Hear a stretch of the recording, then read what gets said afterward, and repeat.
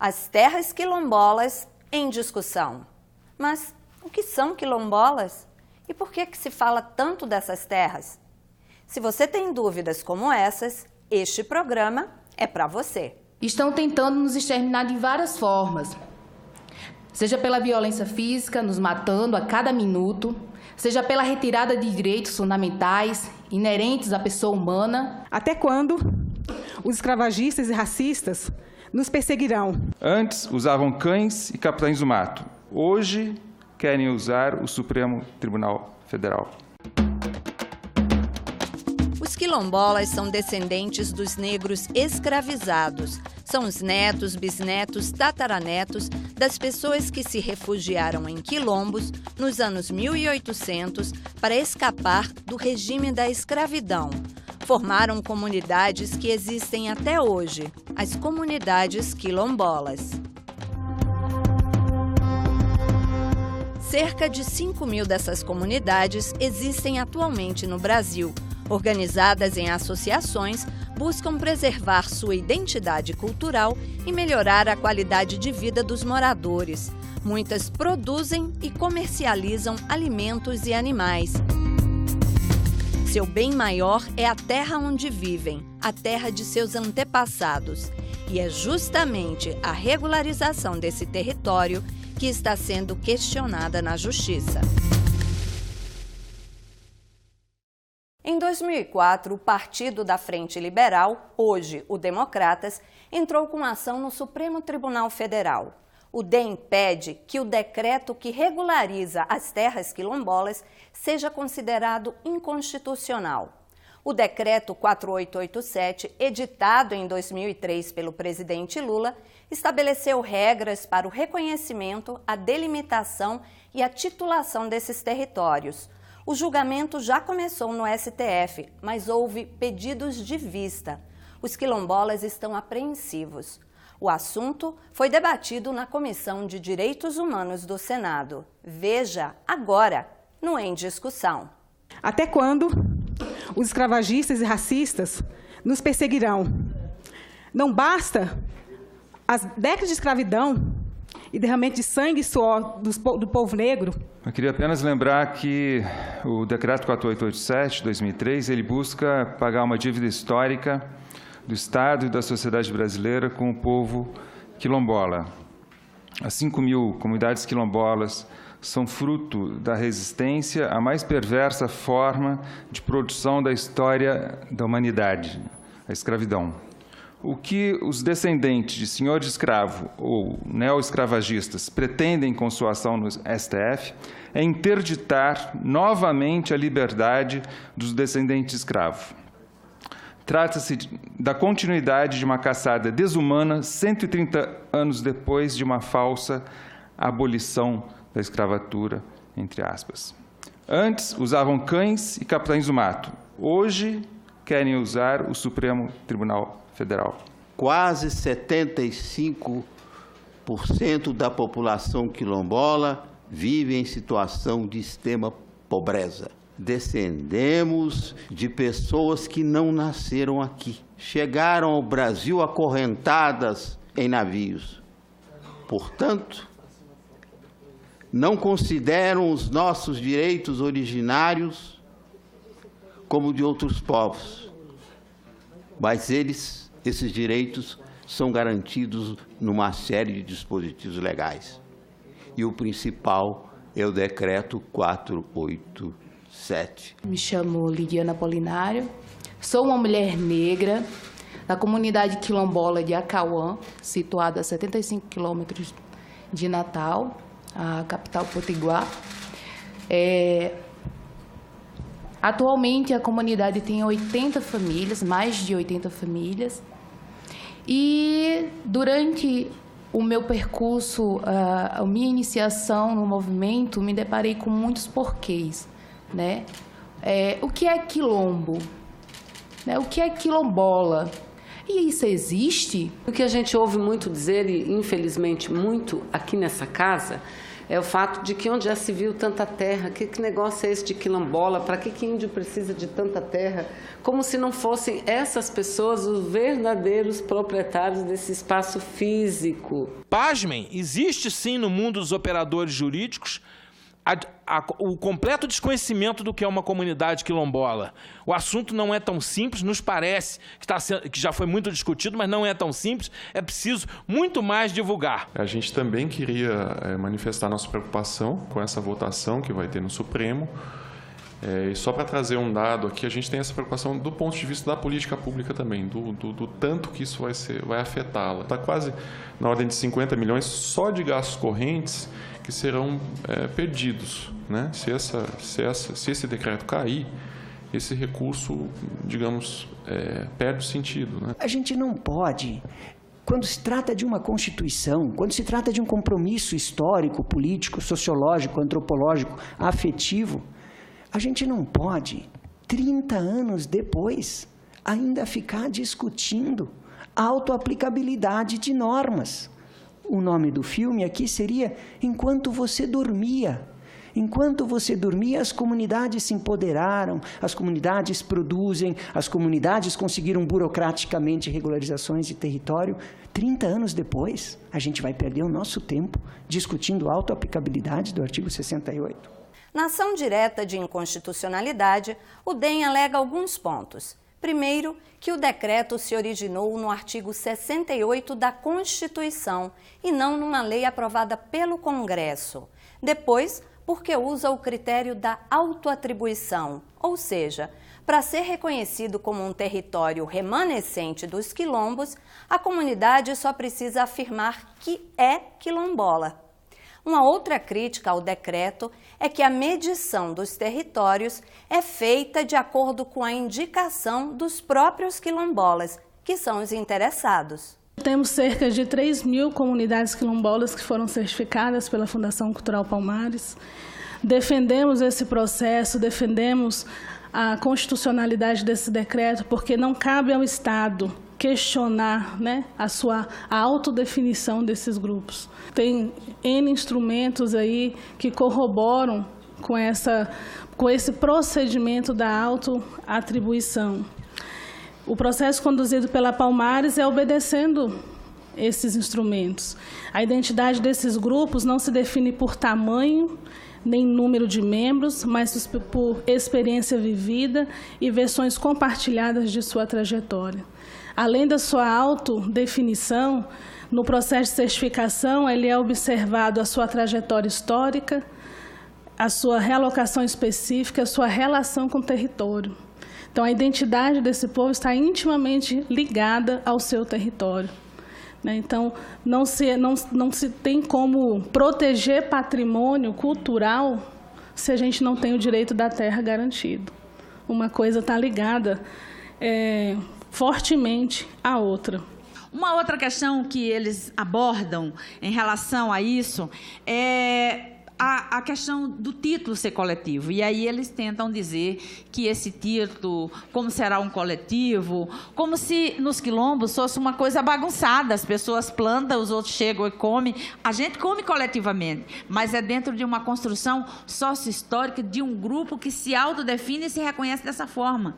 Então, eles questionam. Mas o que está por trás disso, na verdade, é o título, senadora Fátima, ele é inalienável, ele é imprescritível e ele é impenhorável. Ou seja, aquele pedaço de terra que se titular em nome das comunidades quilombolas sai do mercado.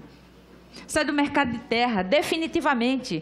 Porque aquilo que me pertence vai pertencer a meus netos, a meus bisnetos, a minhas gerações futuras. Então, a gente precisa dizer isso para a sociedade, que o que tem em jogo aqui não é a questão dos antropólogos que faz relatório, não tem nada disso. O que tem aqui é uma disputa de terra. Terra nesse país, todo mundo sabe que é poder, e é sobre esse poder que eles exercem, como sempre exerceram, como exerceram e exercem durante 500 anos, e que tiveram tiveram essa pequena interrupção agora, e todos nós aqui do Brasil e do mundo sabem qual foi a reação deles a essa interrupção no projeto de colonização desse país que dura 500 anos e não acabou, ele continua. No Brasil, a terra passou a ser mercadoria, é moeda de troca. Os latifundiários cometem todos os tipos de crimes possíveis ao meio ambiente. Mas, para nós quilombolas e indígenas, a terra não é isso. Somos nós quem defendemos o meio ambiente. Somos nós que cumprimos a função social da propriedade. Somos nós que produzimos de forma sustentável e estamos há séculos nessas terras. Nossos ancestrais estão há séculos. Então, não é de hoje. Nossos passos vêm de longe. Estão tentando nos exterminar de várias formas. Seja pela violência física, nos matando a cada minuto, seja pela retirada de direitos fundamentais inerentes à pessoa humana, promovendo a miséria ou por vias legais, como é o caso. Um quarto argumento que chega a ser nojento é de que os quilombolas não precisam desse decreto porque eles não produzem. Como que vamos conceber um discurso, ou aceitar um discurso, de que isso não é uma produção? Das 60 comunidades quilombolas que estão no Vale do Ribeira, 17 delas compõem uma cooperativa que entrega para os programas do governo federal, por mês, 82 toneladas de alimentos, sem contar com os outros arranjos produtivos e de comercialização que existem nesse quilombo. Então, é falso, é nojento, é desonesto, é colonizador, é racista esse discurso de dizer que os quilombos, como um pretenso figura aí, diz que eles não produzem mais nem nada, que estão muito gordos. Esse é no Paraná. O lugar que o povo estava na beira da pista, numa lona, porque a cooperativa tinha expulsado eles do seu território. Ao ser regularizado o território, está em processo, mas já tem parte, olha aqui o que eles estão produzindo. Aqui no nosso estado, esse quilombo é no meu estado de Pernambuco, você vê aqui milho, você vê a casa de farinha, São Paulo e de Minas Gerais, caminhão cheio de banana, levando para entrega nas escolas. E chegamos no Rio Grande do Norte, aqui em Acauã, do programa Minha Casa Minha Vida, e Brejão dos Negros, que é também um território emblemático, que é um território disputado. Tem sido difícil, mas aqui estão as políticas públicas. A mudança de vida das pessoas para uma vida mais digna. Nós vivemos num país que é racista, e racismo é crime. Temos uma morosidade do governo brasileiro porque eles acham que negro não tem direito a ser dono de absolutamente nada. E nós continuamos a insistir e dizer para eles, está na lei. Aí eles querem criar subterfúgios para retirar esse direito nosso. Dizer que nós não produzimos é desconhecer o que é a produção do povo negro, porque precisa o Brasil entender que nós, negros, fazemos diferente. A diferença não significa inferioridade, significa ignorância de quem não sabe o que é produção. O jeito de produzir quilombola, eu acho que é uma grande aula de cidadania, porque existe uma relação toda coletiva das pessoas que estão nos quilombos. Os artífices da ação direta de inconstitucionalidade almejam que os efeitos dos direitos constitucionais quilombolas de 88 alcancem somente as comunidades que comprovem cientificamente a sua existência em data anterior à data da abolição legal da escravatura, desconsiderando a expoliação histórica das identidades subalternizadas. Noutra tacada, defendem que as terras a serem tituladas pelo poder público sejam apenas aquelas possuídas na data da promulgação da Constituição atual, desconsiderando a expoliação física ao longo dos anos. A questão quilombola sempre esteve em crise. E as crises têm pelo menos o lado positivo de afirmar resistências e revelar quem é parceiro. O artigo 68 das disposições transitórias da Constituição brasileira é um artigo que a gente não deveria cansar de repetir, porque é uma das mais belas expressões que a gente tem em termos de direito. Não só pela sua perfeição normativa, mas porque ele é, ao mesmo tempo, uma resposta histórica, uma resposta social, uma verdadeira ação afirmativa em prol de aspecto muito importante da identidade brasileira. Mas por que esse artigo assim tão bonitinho e com tantas qualidades, porque ele fica tão atacado do ponto de vista jurídico a ponto de ter que se defender de uma ação direta de inconstitucionalidade no Supremo Tribunal Federal. Lendo o artigo 68, mesmo para quem não é do babado, lendo o artigo 68, nós conseguimos compreender perfeitamente qual é a mensagem normativa. O artigo 68 fala qual é o seu conteúdo, a propriedade definitiva, qual é o seu sujeito ativo, os remanescentes das comunidades de quilombos. Qual é o sujeito passivo que tem a obrigação de prestar esse direito, que é o Estado no sentido lato do poder público. E chega a minúcia de dizer até qual é o modo de realização, que é emitir-lhes os títulos respectivos. Vem cá, mesmo um jurista mal intencionado não conseguiria compreender perfeitamente o que o artigo 68 quer dizer? Para destruir esse argumento de que ele precisaria ser engravidado por leis que ainda não existem e, portanto, o decreto seria capenga. Não, esse decreto não é capenga porque ele vem apenas disciplinar um artigo que emite todas as mensagens necessárias para sua compreensão. Falemos um pouquinho do decreto. Esse decreto é um mero instrumento de execução da atividade administrativa. As mais importantes mensagens dizem respeito à atividade administrativa de realização, de implementação. Portanto, ele é um verdadeiro regulamento. Não é um regulamento que procura ir além e fazer coisas que só uma lei poderia, nem é um regulamento inútil, despiciando, ele é um verdadeiro regulamento, deve ser assumido como tal. Está em absoluta sintonia com a Constituição. Portanto, nós não podemos invalidá-lo por causa desse vício de incompatibilidade, e está em absoluta sintonia com o direito internacional, sendo aqui um porta-voz legítimo do que diz a Convenção 169 da OIT. Um decreto que está de bem com a Constituição, um decreto que está de bem com o direito internacional. O decreto 4887 estabelece como devem ser os procedimentos administrativos para a regularização das terras quilombolas. Um processo que envolve muitos atores. Esse é um processo longo. Ele depende disso, a certificação da Fundação Cultural Palmares, é isso que dá início ao procedimento, né? Depois disso, a gente começa com um trabalho técnico que a gente chama de relatório técnico de identificação e delimitação. Ele é um trabalho multidisciplinar, né, através do qual o INCRA caracteriza a comunidade, né, nos aspectos históricos, antropológicos e territorial, né? Finalizado esse trabalho técnico, ele é publicado e a gente entra numa fase de contestações, né?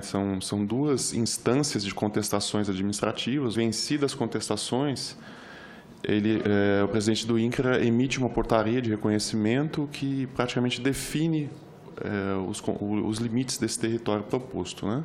A partir dessa portaria de reconhecimento, tem um decreto presidencial que declara essa área do território como de interesse social para fins de regularização fundiária. Termina esse procedimento com o pagamento da indenização e com esse imóvel passando para o INCRA.